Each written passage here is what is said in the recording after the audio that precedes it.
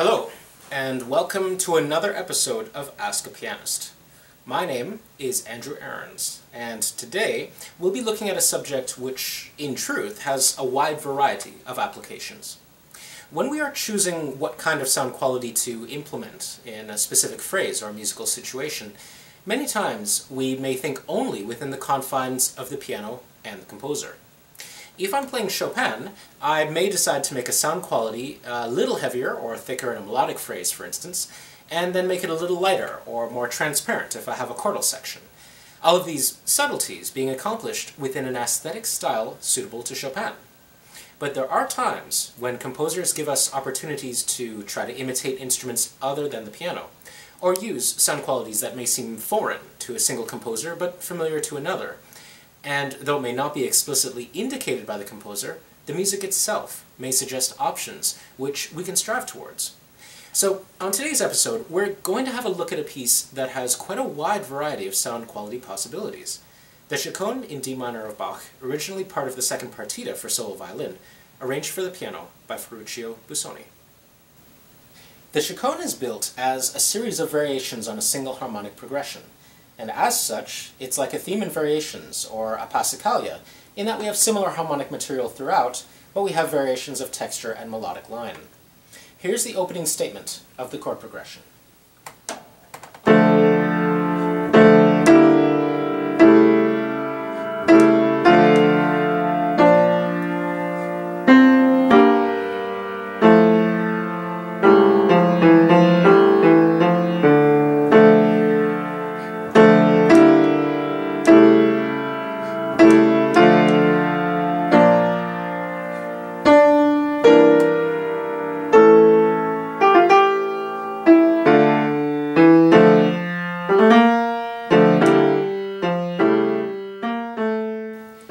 Busoni was a wonderful arranger for the piano, and being a pianist himself, he understood what it takes to make certain passages hint at their origin, in terms of instrumentation. Let's start with a few passages that seem to find their origin in the violin. In this segment, we have a rather sparse texture, which, due to the register and distribution of notes, is very reminiscent of a difficult or virtuosic violin solo.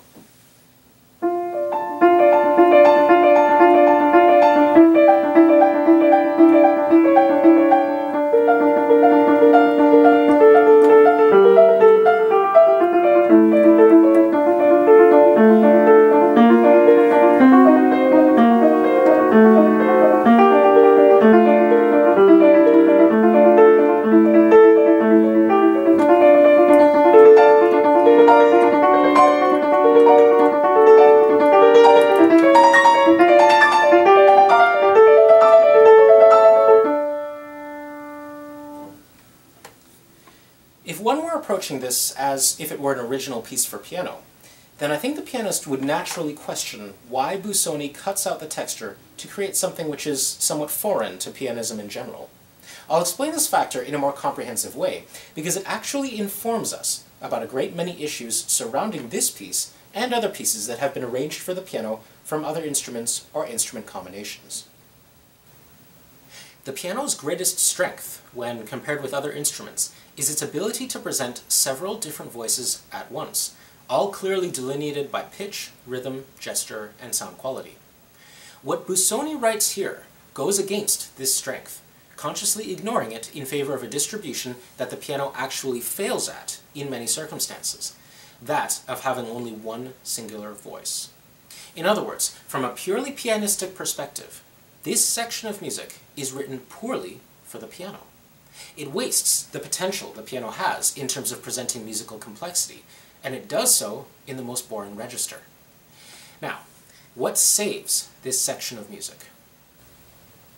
This is first and foremost an arrangement of a piece written for solo violin. This section is written in the same register as the original work, and mimics very closely what the violin would have had to do at this moment. Now, this isn't a revelation of any significance, at least in terms of analysis. However, it is important to recognize, because it's not often in this arrangement that we actually have a section that is this close to the original. The obvious choice for the pianist playing this piece is to try to play the section as a violinist would. In practical terms, this means a few things. First, as a pianist, there is the temptation to use lots of pedal here, like this.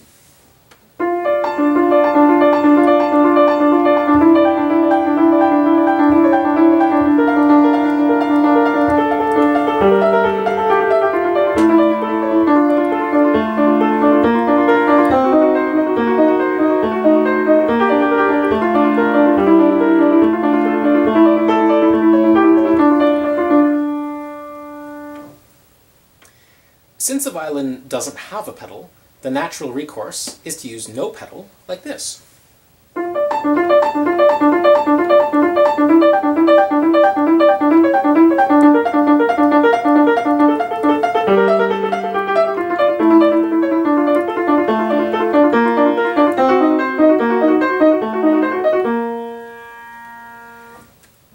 In my view, neither works because we're not thinking about the sound that emanates from a violin when it's played beautifully. Stringed instruments will resonate for a little less than a second after the note is not being played anymore, which creates something of a halo around the sound. The piano's dampers tend to remove the halo possibility from our natural sound production, so I would say that we need to reinstate the halo in order to sound like a violin. This means playing perhaps with a little bit of pedal, but changing it appropriately so that we don't have too much sound spillage from note to note.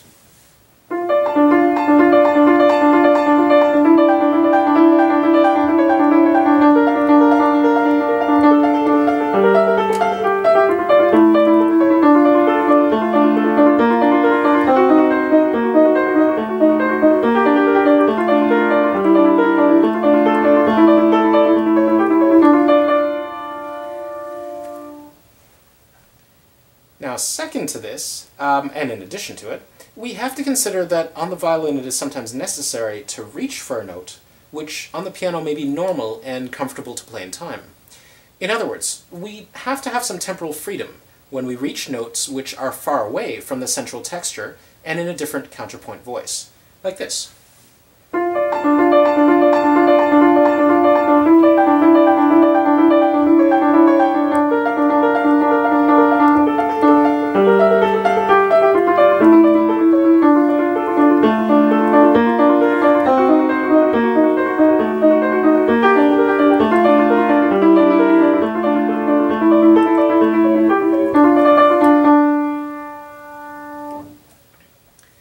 In this way, we are able to use the piano to respectfully pay homage to the violin.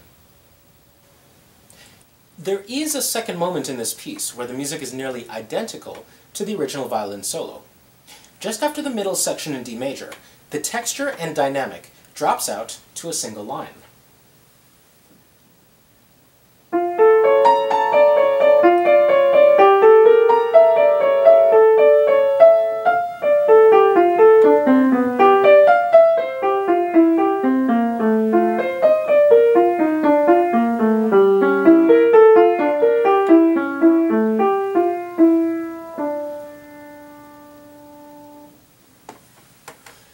In addition to the modifications we made to our approach in the previous example, we can add one more sound production technique, which is perhaps more noticeable here than in the other section.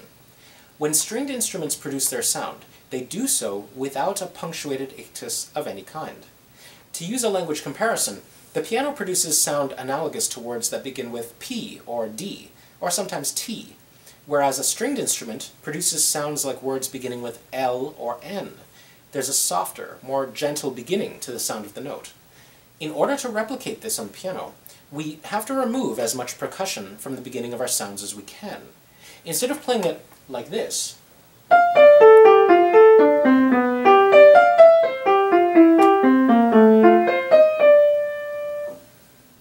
we can try playing it like this.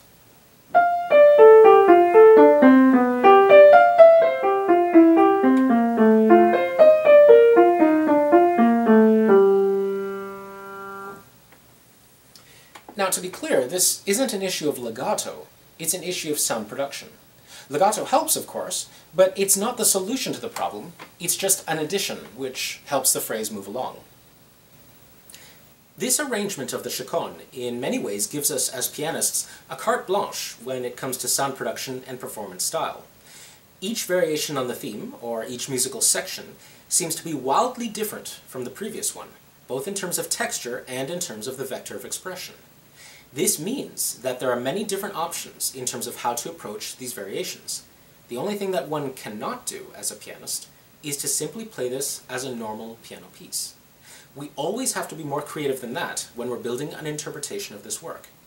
Busoni helps us a bit though. He doesn't just limit us to the violin being the only instrument that is imitated in this work. The organ appears quite often as well. This section here is perhaps the first in the piece that is constructed in a way that evokes, rather powerfully, the idea of an organ.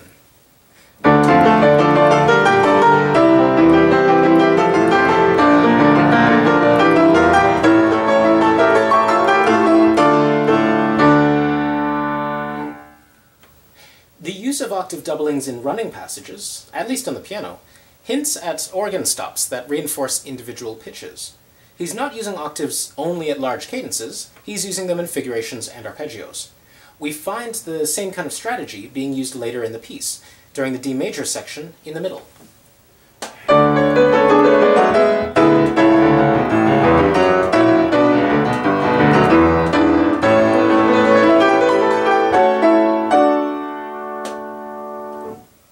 The bass octaves in particular are evocative of the pedals on an organ. So, what do we do to make this kind of material sound organ-like? Well, like the previous example, wherein we try to imitate a violin, we have to first consider what an organ actually sounds like in terms of sound production. The first step is actually quite simple. Like many wind instruments, an organ does not produce a hard percussive attack at the beginning of a note like on a piano. So we need to soften the attack in a similar manner to how we soften it when mimicking the violin.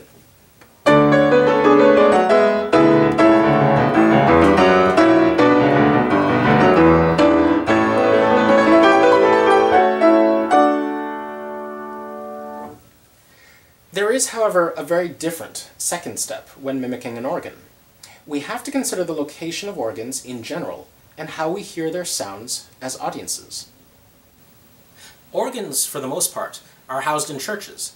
These represent very large, very reverberant acoustic spaces, and the playing style of organists must be adapted to this acoustic space in order for them to communicate ideas in an efficient manner. Very fast playing cannot be heard properly in low registers due to the long reverberation times, and similarly, the use of heavy legato, like the type used on the piano, must be rather limited because, again, the reverberation and acoustic space would render this type of playing style somewhat lugubrious and undefined. Organists have to counteract the acoustic space they play in order to present a variety of articulations and textures. This is all in addition to the large number of organ stops that they have at their disposal to change sound quality. So, with all this in mind, what is our second step? So, first we've created a sound quality that deadens the ictus of the note, being as non-percussive as possible. Now, we need to add in quite a bit of pedal to create a reverberation similar to a church. This could mean, at least at this step, over-pedaling.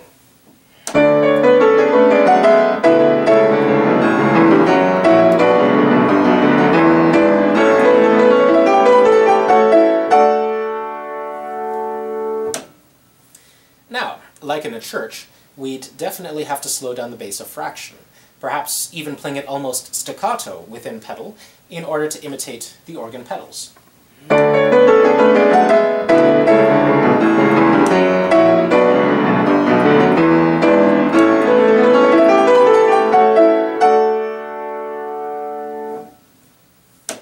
Lastly, we have to take time at the main chords that frame each bar. This idea comes from a common procedure in organ playing, where chord progressions that frame running material must be exaggerated as a function of the harmonic structure. In other words, these chord progressions are important, and one common tactic of organists is to show this importance using time. You could imagine an organist playing this piece, taking time just after playing the chords in order for the sound to clear in the church, so that the pedal notes can be heard easily.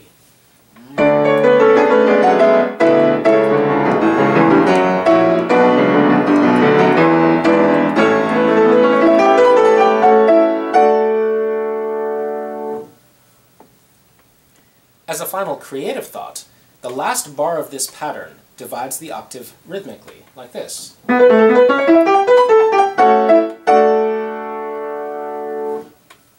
This pattern could make one think of contrasting organ stops on two different keyboards. Organ notes are not known for sounding at precisely the same time, at least when different stops are used simultaneously. There's always a tiny lag between the two, so why don't we treat this little bar as if we are using two different organ stops.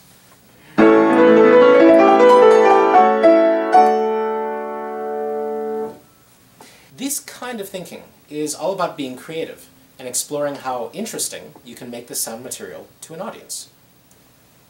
The previous examples were all drawn from areas of the piece that hint at their origin through the layout of the texture, the register, and the voicing in the score. It's not necessary to make the parts that are similar to the violin solo sound like a violin, nor is it necessary to make the organ parts sound like an organ. These are merely suggestions which provide a great starting point to one's imagination when it comes to interpreting this kind of piece.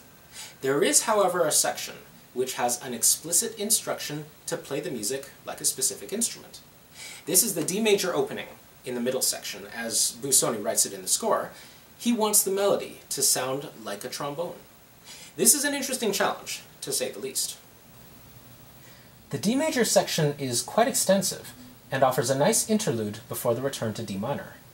The context is one of sudden change.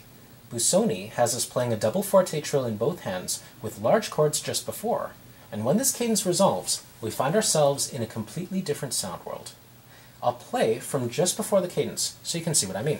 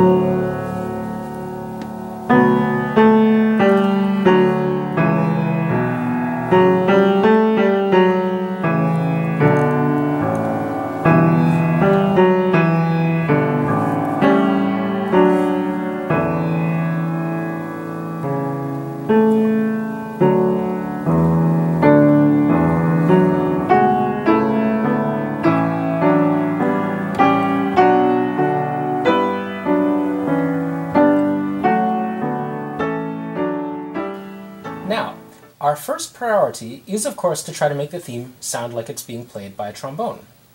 How do we do this?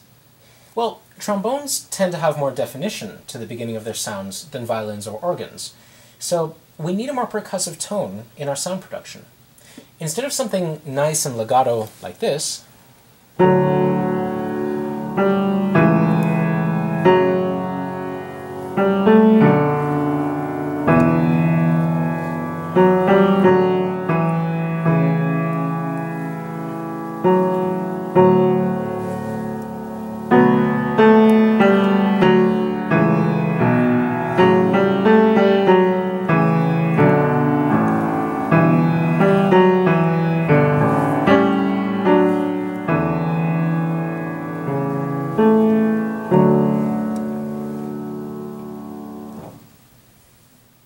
we actually need to give a little kick to the beginning of each note.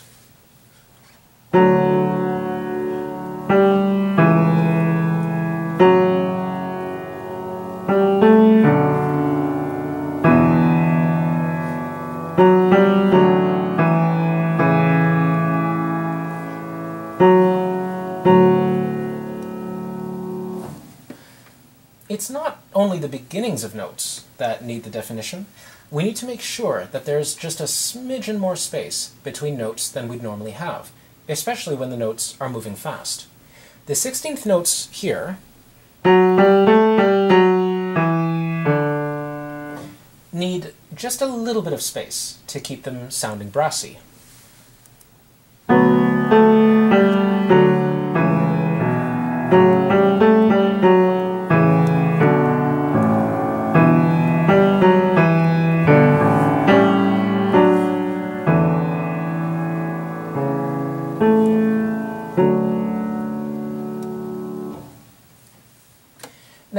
we have an imitation of a trombone on the piano. Of course, there are other issues which we must address before we have a complete sound world. In the early examples which I demonstrated, we were looking at sounds which were rather uniform across the texture. All the notes would sound like they were played by a violin, or all the notes were supposed to sound like an organ. In this section, we have a typical pianistic scenario, where the melody is one well-defined sound production, and the accompaniment is something different. Though it's possible to treat this entire opening as if it were played by a brass band, I find that it will not work as effectively because by having all the voices sound like brass instruments, you lose a special character of the melody line.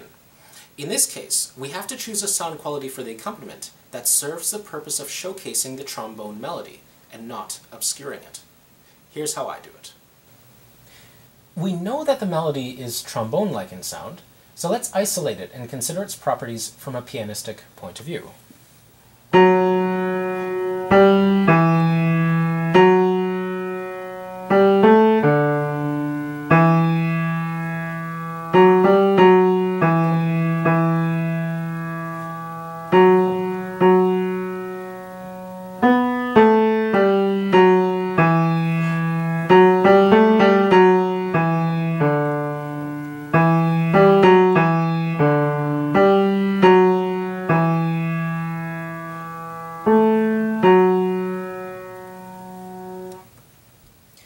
We have notes that are well defined in both beginning and end.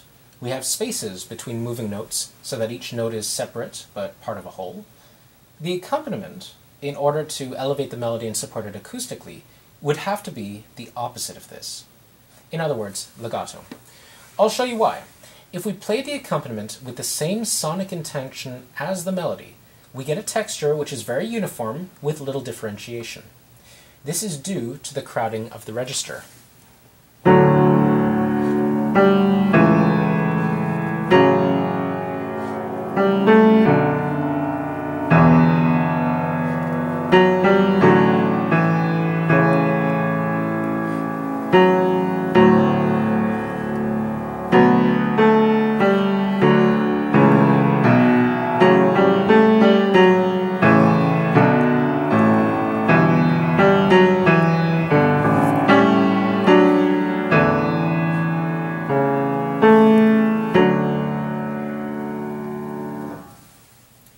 If the melody was written an octave higher, then we'd likely be able to get away with it.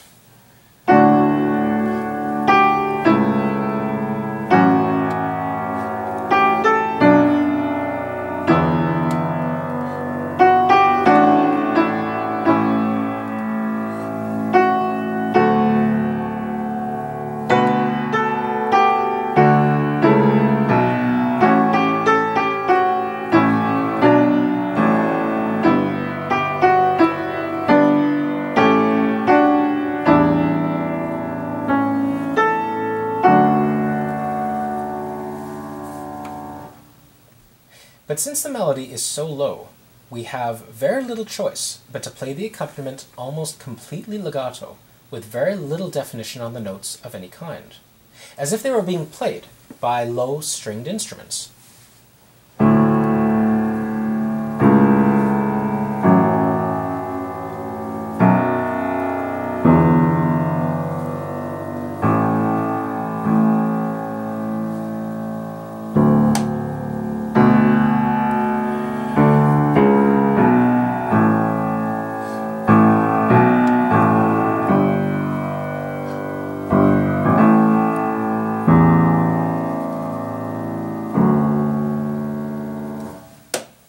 One last thing, a little bit of insider information.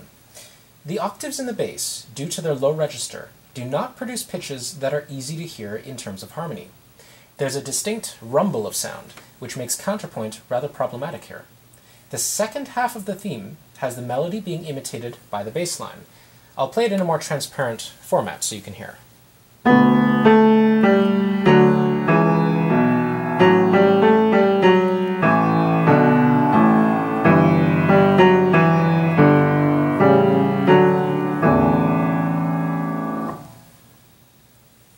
In order to make this heard, you must voice the bass octaves to the top. instead of playing the octaves like this,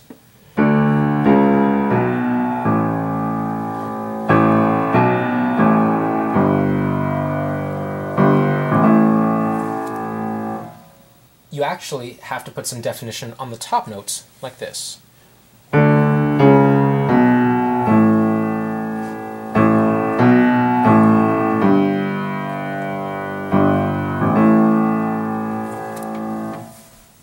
Then, when we put it all together, you have the trombone on top, strings on the bottom, and a lovely counterpoint, like this.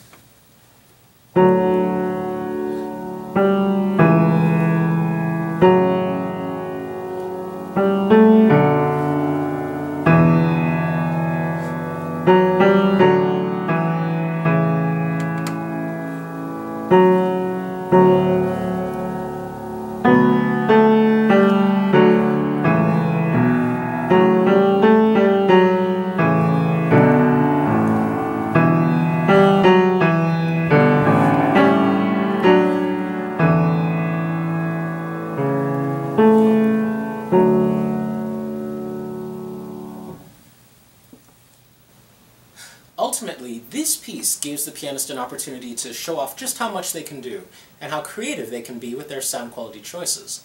But like in any other piece, we still have to make sure that voicing is ideal, in that we are capable of communicating not only the sound atmosphere of a particular section we're playing, but also the music itself. In other words, in the search for interesting sound qualities, we should never forget the need to accommodate the music that surrounds our final choice.